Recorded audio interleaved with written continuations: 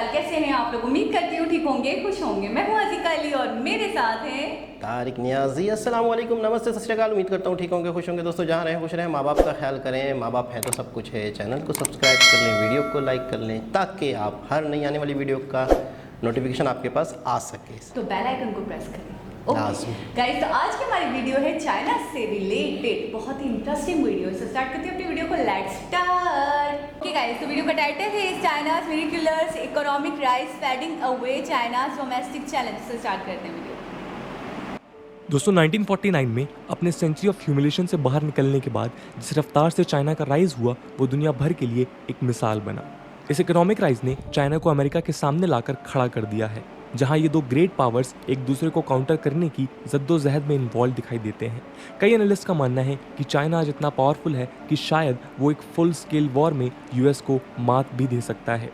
दुनिया भर में आज एक कंसेंसस है कि चाइना लगातार यूएसए को पीछे छोड़ता जा रहा है। शायद इसी बिलीफ के चलते जो बाइडेन ने कह दिया कि if we don't get moving they going to eat our lunch. लेकिन हमारे वीडियो का मकसद चाइना के राइज और डोमिनेंस की चर्चा नहीं, बल्कि आज हम इस बात पर चर्चा करेंगे कि कैसे अब चाइनीज राइज का अंत होने वाला है। एटलीस्ट पॉलिटिकल साइंटिस्ट माइकल बेकली का तो यही मानना है। दोस्तों, प्रोफेसर बेकली कहते हैं कि आज चाइना के पॉलिटिको इकोनॉमिक माइट के कई एविडेंसेस हमारे पास अवेलेबल है। जैसे 1978 से आज तक चाइना का जीडीपी 40 टाइम्स बढ़ा हुआ है। चाइना के पास आज दुनिया के लार्जेस्ट फाइनेंशियल रिजर्व्स के साथ ह्यूज ट्रेड सरप्लस भी है। उसका मिलिट्री पावर भी कई मिलिट्री इंडेक्सेस के हिसाब से टॉप पर है। वहीं दूसरी तरफ अमेरिका का अफगानिस्तान से एग्जिट और वहां चाइना द्वारा एक सिनोसेंट्रिक एशिया बनाने के उसके एग्रेसिव मूव्स भी चाइनीज पावर की तरफ इशारा करते हैं, जहां वो वॉशिंगटन से आगे निकल रहा है। लेकिन दोस्तों, शायद बीजिंग की जल्दबाजी और एग्रेसिवनेस ही इस बात का प्रमाण भी है कि अब शायद ड्रैगन के गोल्डन डेज खत्म होने वाले हैं। बेकली मानते हैं कि चाइना का दशकों तक रैपिडली राइज करना ही शायद उसके लिए आज एक अभिशाप बन के उभर रहा है।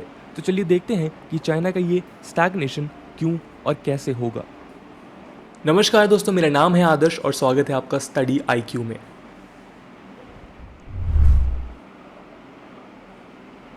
दोस्तों, वो फैक्टर्स जो चाइनीज ग्रोथ के सिंबल्स और फैक्टर्स थे वही अब उसके लिए लायबिलिटी बनते दिख रहे हैं।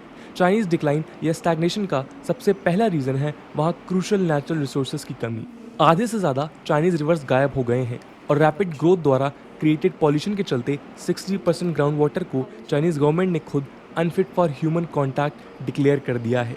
इस रैपिड ग्रोथ ने आज चाइना को दुनिया का सबसे बड़ा नेट एनर्जी इंपोर्टर भी बना दिया है, जो अनसस्टेनेबल है। फूड सिक्योरिटी की सिचुएशन भी खराब है, क्योंकि चाइना ने 40% से ज़्यादा फार्मलैंड्स को ओवरसूक कर खुद को एग्रीकल्चर प्रोडक्ट्स के लिए भी वर्ल्ड पर डिपेंडेंट बना दिया है। इसके अलावा रिसोर्स स्कार्सिटी के चलते आज उसके लिए ग्रोथ काफ़ी एक्सपेंसिव हो गई है। एक एस्टिमेट के हिसाब से पिछले 20 सालों में चाइना का need for capital investment to generate the same amount of growth has increase 3 times. इसके अलावा चाइना डेमोग्राफिक डिजास्टर की तरफ भी बढ़ रहा है। एक्सपर्ट्स का दावा है कि अपनी वन चाइल्ड पॉलिसी के चलते 2020 और 2050 के बीच चाइना रफली 175 मिलियन वर्किंग एज एडल्ट्स को लूज कर देगा। साथ में 194 मिलियन सीनियर सिटीजन्स का वहाँ राइज होगा, जो इकोनॉमिक सेंस में डिपेंडेंट्स में गिने जाते हैं और इकोनॉमी में बर्डन की तरह देखे जाते हैं। ये इंडिया के कंपैरिजन में उल्टा है, जो अगले 20 से 25 सालों तक यंगेस्ट कंट्रीज में होगा और इमेंस डेमोग्राफिक डिविडेंड के चलते अपनी ग्रोथ को इम्प्रूव कर सकेगा। करंट प्रोजेक्शंस की माने तो 2050 तक चाइना में एज रिलेटेड स्पेंडिंग 3 गुना तक बढ़ सकती है, from 10% to 30% of GDP. Currently China का ओवरऑल स्पेंडिंग ही 30% ऑफ जीडीपी है, तो आप समझ सकते हैं कि अमाउंट कितना ज़्यादा होगा। इन सिचुएशन के साथ डील करना और भी ज़्यादा कठिन इसलिए होगा कि चाइना आज एक ऐसे रूलर द्वारा रूल्ड है जो डेंग जियाओपिंग के बाद शायद सबसे पावरफुल चाइनीज़ हेड है। एनालिस्ट का मानना है कि चाइनीज़ प्रीमियर शी जिनपिंग एक ऐसे डायरेक्टर हैं जिन्होंने कंसिस्टेंटली इकोनॉमिक एफिशिएंसी को सेक्रीफाइस करते हुए अपनी पॉलिटिकल पावर को बढ़ाया है। इसका सबसे अच्छा नमूना है चाइना में प्राइवेट फर्म्स के साथ शी गवर्नमेंट का बर्ताव, जो आज भी वहाँ सबसे ज़्यादा वेल्थ जनरेट करती हैं। लेकिन फिर भी शी के अंडर प्राइवेट फर्म्स को कैपिटल इन्फ्यूजन से वंचित रखा जा रहा है। इसकी जगह इनएफिशिएंट स्टेट ओन्ड एंटरप्राइजेस को लगभग 80% गवर्नमेंट लोन्स और सब्सिडीज दिए जा रहे हैं, जो काउंटर प्रोडक्टिव इकोनॉमिक प्रैक्टिस है।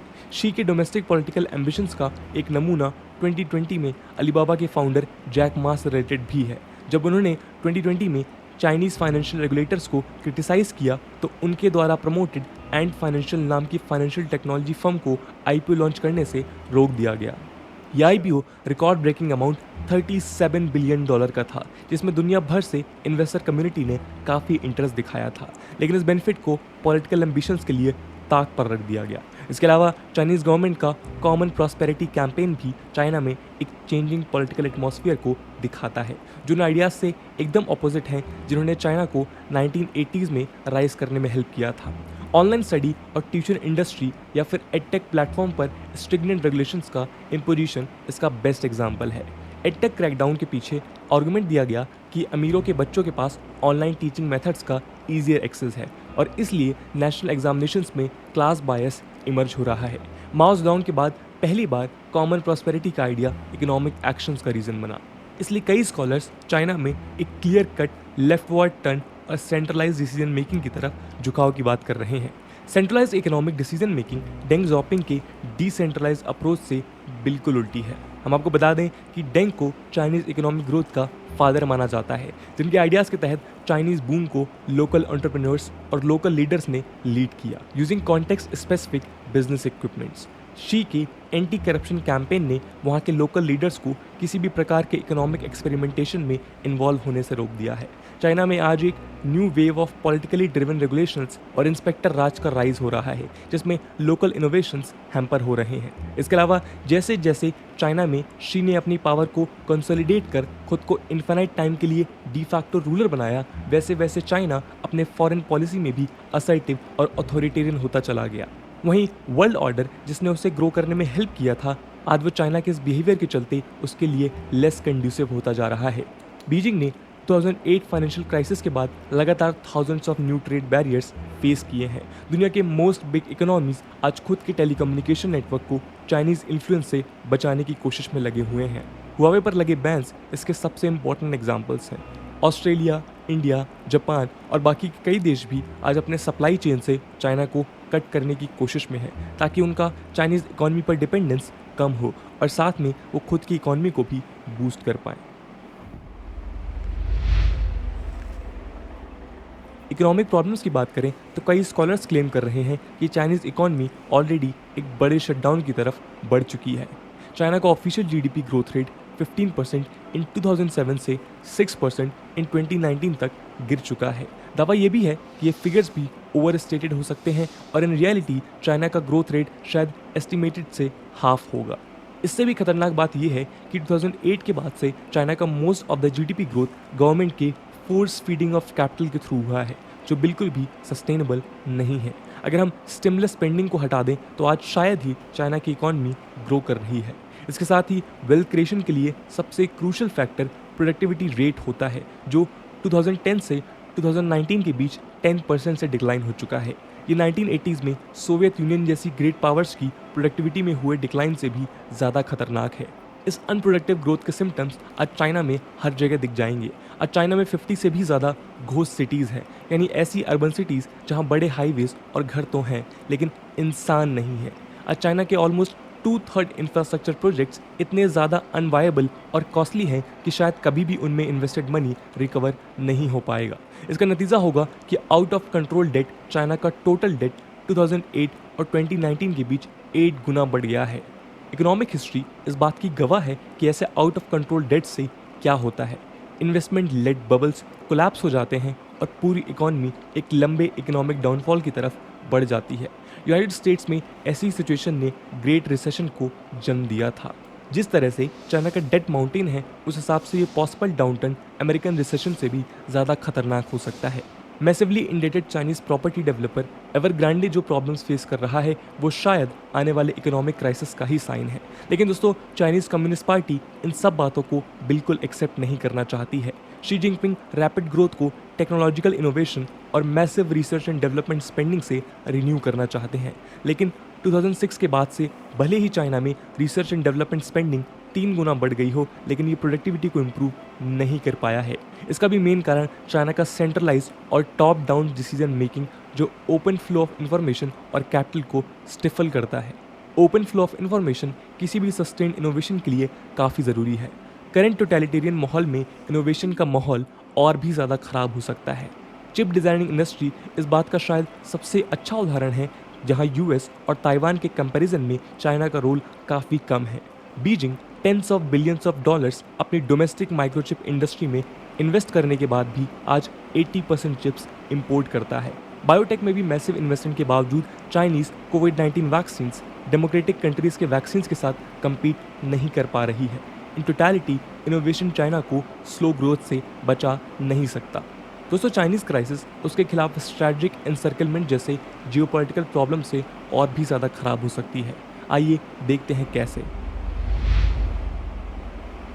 दोस्तों, इंटरनेशनल रिलेशंस थ्योरी में एक वाइडली एक्सेप्टेड कन्वेंशन है कि वर्ल्ड ऑर्डर एनार्कियल है, जिसके चलते कोई भी देश एक दूसरे देश को ट्रस्ट नहीं कर सकता। ऐसे में ये वर्ल्ड ऑर्डर हमेशा से एस्पायरिंग हेजिमन देशों के लिए एक डेथ ट्रैप का काम करता है, जहाँ कई सारे देश राइजिंग पावर्स के खिलाफ अलायंसेस फॉर्म कर ग्रेट पावर्स को बैलेंस करते हैं। इसे ही स्ट्रैटेजिक इंसर्कलमेंट कहा जाता है। इस डेथ ट्रैप और न्यूली फॉर्म स्टेट को बचाने के लिए ही चाइना ने लगभग 40 सालों तक खुद के एम्बिशंस को डाउन प्ले किया। यही वजह थी कि कई सालों तक यूएसए ने भी कम्युनिस्ट चाइना के साथ अपने इकोनॉमिक टाइज को इन्हांस किया despite of all the ideological differences. लेकिन अब वो समय खत्म हो चुका है। जैसे जैसे बीजिंग साउथ चाइना सी, इंडियन बॉर्डर्स और ताइवान स्ट्रेट में एग्रेसिव हो रहा है, वैसे वैसे वो नए राइवल्स को क्रिएट कर रहा है। पिछले कुछ सालों में यूएसए ने भी चाइना के साथ अपने एग्रीमेंट्स को अबेंडन कर न्यू कंटेनमेंट पॉलिसी अपनाई है। क्वाड जैसे पॉसिबल सिक्योरिटी अलायंसेस का रिसेंट ईयर्स में इंपॉर्टेंस इसलिए बढ़ रहा है। इसके अलावा वर्ल्ड वॉर 2 के बाद पहली बार यूएसए ने मोस्ट एग्रेसिव टैरिफ्स इम्पोज किए, जिसके चलते सिनो यूएस ट्रेड वॉर का भी जन्म हुआ था। यूएस ने फ्रंटलाइन स्टेट्स के साथ अपने आर्म्स सेल्स और मिलिट्री सपोर्ट्स भी बढ़ाए हैं। यूएस के इस एंटी चाइना टर्न ने कई और जगहों में चाइना के खिलाफ बैकक्लैशेस को जन्म दिया। आज ताइवान पहले से कई ज़्यादा एग्रेसिवली अपने डी फैक्टो इंडिपेंडेंस इंश्योर करने के लिए आतुर है। ये ताइवान की न्यू डिफेंस स्ट्रेटजी में साफ दिखता है। उधर जापान भी यूएस के साथ क्लोजली कॉर्पोरेट करने के लिए रेडी है, ताकि चाइनीज़ रीजनल हेजिमनी को काउंटर किया जा सके। साउथ चाइना सी के अराउंड लोकेटेड देश भी आज चाइना को बैलेंस करने की कोशिश करते दिखाई दे रहे हैं। Vietnam mobile shore based missiles, Russian attack submarines, new fighter aircraft और surface ships armed with advance cruise missiles को एक्वायर करने की जद्दोजहद में है। सिंगापुर भी अब एक सिग्निफिकेंट यूएस मिलिट्री पार्टनर बन गया है और इंडोनेशिया ने अपना डिफेंस स्पेंडिंग 20% से बढ़ा दिया है। फिलीपींस भी आज साउथ चाइना सी पर अपने क्लेम्स को रीअसर्ट कर रहा है और अपने एयर और नेवल पेट्रोल्स को रैंप अप कर रहा है। चाइनीज एम्बिशंस आज ईस्ट एशिया के बाहर भी एंटी चाइना सेंटिमेंट्स को जन्म दे रहा है। इंडो पैसिफिक में क्वाड्रिलेटरल सिक्योरिटी डायलॉग के बाद अब एयू के यूएस यानी Australia, United kingdom, United states के अलायंस को भी बीजिंग के खिलाफ देखा जा रहा है। साथ में यूएस आज ओवरलैपिंग मिनी कोलिशंस के थ्रू ये तक इंश्योर करने में लगा है कि एडवांस डेमोक्रेसीज की टेक्नोलॉजीज में चाइना से आगे रहें। हालांकि ये बात भी सच है कि अभी तक counter China cooperation work in progress ही है, क्योंकि आज कई कंट्रीज बीजिंग पर ट्रेड के लिए डिपेंडेंट हैं। लेकिन ये पार्टनरशिप्स आने वाले समय में बीजिंग की एम्बिशंस के लिए खतरा ज़रूर बन सकती हैं, स्पेशली तब जब वो इकोनॉमिकली उतना सिग्निफिकेंट नहीं रह जाएगा। दोस्तों, अगर ये एनालिसिस सच होता है तो यूएस और इंडिया जैसे डेमोक्रेटिक कंट्रीज़ के लिए ये खुशखबरी हो सकती है। लेकिन ध्यान देने वाली बात यह है कि हिस्टोरिकली ऐसे ग्रेट पावर्स जो वर्ल्ड ऑर्डर को अपने हिसाब से शेप करने के एम्बिशंस रखते हैं, वो तब और ज़्यादा खतरनाक हो जाते हैं जब उनके एम्बिशंस उनकी कैपेबिलिटीज से कोइंसाइड करते हैं। ऐसे में एक डिससेटिस्फाइड ग्रेट पावर और उनके ऑथोरिटेरियन लीडर्स एक घायल शेर की तरह पहले से भी ज़्यादा खतरनाक हो जाते हैं। इसका सबसे अच्छा एग्जाम्पल जर्मनी है, जिसे वर्ल्ड वॉर 1 के लिए ब्लेम किया जाता है। जर्मनी अपने हेजेमनिक एस्पिरेशंस को ब्रिटिश, रशियन, फ्रेंच एंटीट से बचने के लिए डेस्परेशन में चला गया और वर्ल्ड वॉर 1 को रोक पाना इम्पॉसिबल हो गया। वर्ल्ड वॉर 2 में जापान का एग्रेशन भी ऐसी ही कंडीशन का आउटकम है। ऐसे में चाइना का स्टैग्नेशन और डाउनफॉल विद राइजिंग टोटलिटेरियनिज्म किसी भी प्रकार से वर्ल्ड पीस के लिए अच्छे संकेत तो नहीं है। तो दोस्तों, ये थी कहानी चाइना के राइज के पॉसिबल एंड की और कौन से वो फैक्टर्स हैं जो उस एंड को इन्फ्लुएंस करेंगे।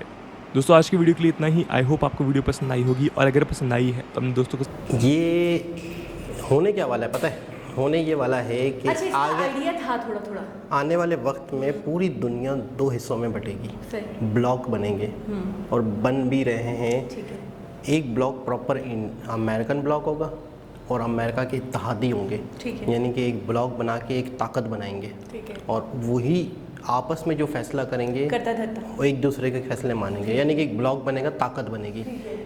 दूसरा ब्लॉक जो हमें आने वाले वक्त में दुनिया में दिख रहा है वो चाइना ब्लॉक दिख रहा है। ठीक है। चाइना ब्लॉक में कुछ कंट्रीज़ होंगे जो चाइना उनको सपोर्ट करेगा और वो चाइना के तहत, ठीक है ना।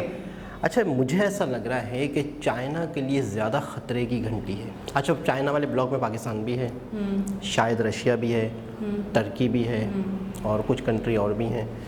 मुझे ऐसा लग रहा है कि अच्छा एक चीज़ और है, चाइना ने किसी भी तरीके से अपने आप को बहुत स्ट्रॉन्ग किया, यानी कि वो ऐसा तरीका था जो आने वाले वक्त में ज़्यादा मजबूत नहीं था वो, तो चाइना ने अपने आप को मजबूत किया, जिसकी वजह से दूसरे कंट्रीज़ की इकोनॉमी पे असर पड़ रहा था। ठीक है। यानी पूरी दुनिया की फैक्ट्री चाइना बना हुआ है, पूरी दुनिया को सप्लाई चाइना चीज़ें कर रहा है, तो दूसरे मतलब अब अगर एक ही चीज़ एक ही शख्स को पूरी दुनिया के लोगों को चीज़ सर्व कर रहा हो, एक ही कंट्री, तो दूसरे कंट्री क्या करेंगे, ठीक है ना। अच्छा, फिर चाइना का जो वो है ट्रेड रूट है, वो ट्रेड रूट वाले रास्ते जितने भी हैं, जिसमें ऑस्ट्रेलिया भी पड़ रहा है, साउथ सी भी पड़ रहे हैं कंट्रीज़, जजीरे हैं, फिर इंडिया भी है, वो सारे कंट्रीज़ अगर इत्तेहाद करते हैं और चाइना का रास्ता ब्लॉक करते हैं तो चाइना को तकलीफ़ आनी है, वो तो ठीक है ना। अच्छा, चाइना की कुछ पॉलिसीज़ ऐसी हैं जिसकी वजह से बहुत अरसे बाद चाइना में मसले मसाइल आने थे। मिसाल के तौर पर सबसे बड़ा, यानी कि आप ये कह रहे हैं लंबी वाली तवील वाली नहीं थी, नहीं उस वक्त तो वो फ़ायदा दे रही थी, हाँ। लेकिन 50 साल 70 साल बाद फ़र्क आना था। मिसाल के तौर पे सबसे बड़ी चीज़, चाइना में सिर्फ एक बच्चा अलाउ है, ठीक है। चाइना में एक से ज़्यादा बच्चे आप नहीं कर सकते, क्यों?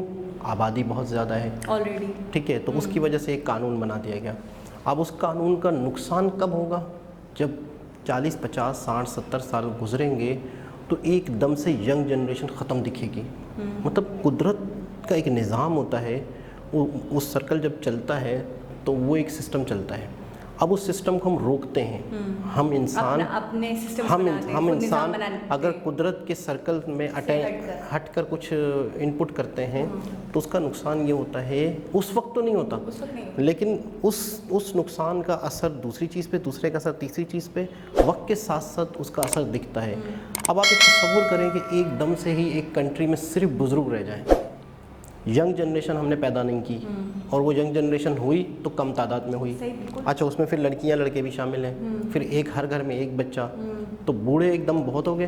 बूढ़ों का मतलब क्या है? इकोनॉमी पे बोझ बढ़, ठीक है ना। इसकी एक वजह ये। अच्छा, दूसरी हमने एक और वीडियो देखी थी जिसका इसके अंदर इतना जिक्र नहीं डिटेल से किया गया, प्रॉपर्टी को लेके, बैंक लोन को लेके, जो बैंक लोन के सिस्टम चल रहा था, जो कराची में भी बहुत चल रहा है आजकल, तो वो भी आने वाले वक्त में बैंक करप्ट हो जाता है मुल्क, ठीक।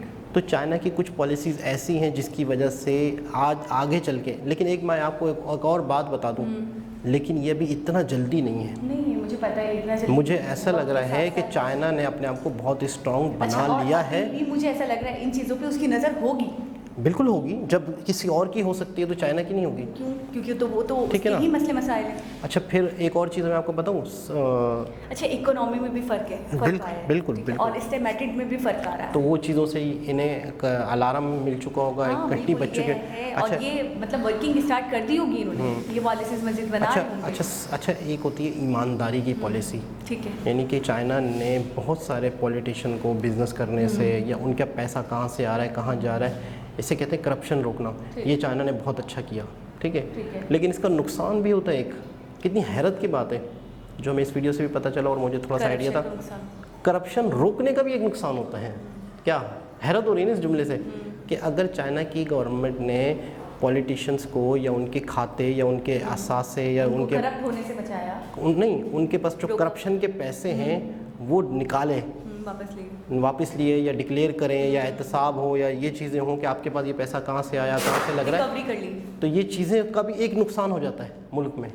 वो नुकसान ये हो जाता है कि जब पैसा होता है ना, आपके पास बहुत सारा पैसा होता है और हुकूमत उसका ना पूछे, तो आप उससे इन्वेस्ट करते हो, ठीक है ना। आप आपने देखा बहुत सारा एक बहुत बड़ा रीजन, मैं समझ गई आपकी बात, एक बहुत बड़ा रीजन चाइना में बता रहे हैं कि वो वहाँ पे इतनी प्लॉट्स हैं, इतनी चीज़ें हैं, मतलब अच्छी खासी जगह है, लेकिन कोई खरीदार नहीं है, कोई लेने वाला नहीं है। एक तो उन्होंने वो जो रूल बनाया कि 2 प्रॉपर्टी रख सकते हैं, तो लोगों ने वहाँ इन्वेस्ट किया है जहाँ पे उनको फ़ायदा दिख रहा है और फ़ौरन वाला फ़ायदा दिख रहा है, फ़ौरन वाला फ़ायदा दिख रहा है। अच्छा, चाइना के हवाले से वैसे भी हम जानते हैं उसकी चीज़ों को लेकर भी कि वो लॉन्ग टाइम के लिए नहीं होती। बिल्कुल। तो आप ये कहना चाहते हैं कि उनकी पॉलिसीज भी लॉन्ग टाइम के लिए नहीं होती? ये आप कह सकती हैं, लेकिन मैंने लेकिन अभी फायदा हो रहा है तो ठीक है। हाँ, लेकिन ये कि ये पाकिस्तान में बहुत कॉमन जुमला है कि चाइना के जो प्रोडक्ट्स हैं वो असल चाइना नहीं हाँ। मतलब अब तो ये हो गया है कि अगर कोई चीज़ रिलायबल नहीं है तो क्या चाइना की है? मतलब एक मिसाल दे दी गई है यार। मिसाल के तौर पे मैं इस तरह लोगों को बोल देते, मैं मिसाल के तौर पर इस तरह बता दूंगा यार, मैं तुमसे वादा करता हूँ, चाइना वाला वादा तो नहीं है ये, तो इस तरह का कि मतलब चाइनीज़ वादा तो नहीं है, अधूरा टूट जाएगा यानी बेकार ना चलने वाला। तो यानी चाइना की तो ऐसी मिसालें दी जा रही हैं कि मतलब कमज़ोर चीज़ें, नापायदार, स्ट्रॉन्ग नहीं है, न्यू चीज़ें तक खराब निकलती हैं। हम इंडिया बिल्कुल न्यू लेकर आए अभी डब्बा पैक और उसको हमने मतलब यूज़ करा। अच्छा, इंडिया में क्या बोलते हैं इस चीज़ को, जैसे हम अजीब से लफ्ज़ यूज़ कर रहे हैं, टिकाऊ, यानी कि चाइना की चीज़ें सस्ता और टिकाऊ नहीं है, टिकाऊ नहीं है, मतलब एक होता है ना मजबूत पायदार। तो ये है कि चाइना को भी इस चीज़ का एहसास हो गया होगा और आने वाले वक्त में दुनिया 2 हिस्सों में बटेगी, 2 हिस्सों में मुख्तलिफ ब्लॉक्स होंगे। अच्छा, मैंने आपको एक पॉइंट वो करवाना था, मुझे क्लियर नहीं हुआ कि दूसरे कंट्रीज़ जो अपना एक सप्लाई चैन है वो ये चाइना से जो भी सप्लाई चैन है उसको कट डाउन करना चाहते हैं ताकि उनकी डिपेंडेंसी उसके इकोनॉमिक पे जो है, जो उसकी इकोनॉमी पे उनकी डिपेंडेंसी है वो ना रहे। सही। तो ऐसा क्यों? देखिए, ये तो हर कंट्री खौफ हो गई है। नहीं, हर कंट्री को ये करना चाहिए, अपने पैरों पे खड़ा होना चाहिए। देखिए आप नहीं तो दूसरे कंट्रीज में वो इन्वेस्ट कर रहे हैं। इंडिया में हमने खुद देखा बहुत सारे कंट्रीज चाइना से हटकर इंडिया की तरफ आ रहे हैं। एक तो इसकी वजह ये है कि आगे वो फ्यूचर देख रहे हैं किसका डार्क है, किसका रोशन है। वो खौफजदा अभी से हो गए। अच्छा, कुछ कंट्रीज जो हैं वो अपने ही पैरों पे खड़ा होना चाह रहे हैं, वो एक अलग सब्जेक्ट हो गया। लेकिन कुछ कंट्री अगर चाइना से टर्न करके मूव करके किसी और कंट्री या चाहे इंडिया की तरफ आ रहे हैं तो इसका मतलब सिर्फ ये होता है कि उन्हें आइडिया हो रहा है कि इन फ्यूचर चाइना पे मुसीबतें आ सकती हैं या वहाँ पे हमें उतनी कॉस्ट में चीज़ नहीं मिल रही जितनी इंडिया में मिल सकती है या उस तरह की चीज़। देखिए, एक बात मैं आपको बताऊँ, जब आपकी एक मिसाल के तौर पे एक एरिया है जहाँ पे चीज़ें बनती हैं, एक मुल्क, एक शहर है, एक शहर का एक एरिया है जहाँ पे चीज़ें बनती हैं, वहाँ फैक्ट्रियाँ हैं। अब आप वहाँ पे जगह खरीदने जाएंगे या वहाँ पे अपनी फैक्ट्री लगाना चाहेंगे तो आपको कॉस्टली मिलेगी, क्योंकि वहाँ तो पहले ही फैक्ट्रीज़ हैं, वहाँ तो काम ही यही होता है। तो फिर जाहिर सी बात है कि लोग फिर दूसरी मार्केट ढूंढेंगे। यानी कि एक मार्केट के रेट ही इतने बढ़ गए हों या वहाँ पे शर्तें इतनी बढ़ गई हों और वहाँ पे वो चीज़ ही डिलीवर ना हो रही हो, उनके तो मुँह ही फट गए हों, मतलब उनके नखरे ही हो गए हों, तो फिर लोग कहेंगे कि नहीं यार, हमें दूसरी मार्केट ढूंढनी चाहिए। और सोच रही थी वो ये कि आप जैसे कि आपने कहा वर्ल्ड के जितने भी कंट्रीज़ हैं वो चाइना को फैक्ट्री मांगते हैं। वैसे तो हमने वीडियो में देखा है कि आने वाले वक्तों में इंडिया फैक्ट्री बनेगा, लेकिन अभी फ़िलहाल चाइना को फैक्ट्री मानते हैं। तो वो हर वर्ल्ड के जितने भी कंट्रीज़ हैं वो चाइना के पास ही जाते हैं। तो चाइना इतना बर्डन, यानी पूरे वर्ल्ड के अंदर जो भी प्रोवाइड करता है या जो भी सप्लाई करता है, तो इतना बर्डन कैसे बैलेंस कर पाते हैं? इसकी वजह से ये डिजास्टर तो नहीं है? पहली बात तो ये कि चाइना की पॉपुलेशन, क्योंकि बीच में हमने देखा था कोल का भी प्रॉब्लम हुआ था। बिल्कुल, चाइना की पॉपुलेशन पहली बात तो ये बहुत ज़्यादा है, ठीक है। बहरहाल के इन फ्यूचर जो ऐसा लग रहा है, अच्छा चाइना पे जो बर्डन आ रहा है लोगों का या पब्लिक का, तो जाहिर सी बात है कि चाइना फिर वो बर्दाश्त भी नहीं कर पाएगा और दुनिया जो है वो चाइना की तरफ ही जा रही होगी। तो फिर चाइना के जो रेट्स हैं या चाइना की जो फैसिलिटीज़ देता था शुरू में, हर जगह आपने देखा है कि हर मुल्क अपने अंदर लोगों की सरमायाकारी लाने के लिए फैसिलिटेट करता है शुरू में, लेकिन जब उसको ज़रूरत नहीं है लोगों की, अब उनके नखरे हो जाते हैं। खैर दोस्तों, एक इन्फॉर्मेटिव वीडियो थी, बहुत ही ज़बरदस्त। इन फ्यूचर दुनिया में क्या होने वाला है, तो दोबारा किसी और वीडियो के साथ आपसे मुलाकात होगी। जब तक के लिए अल्लाह हाफ़िज़।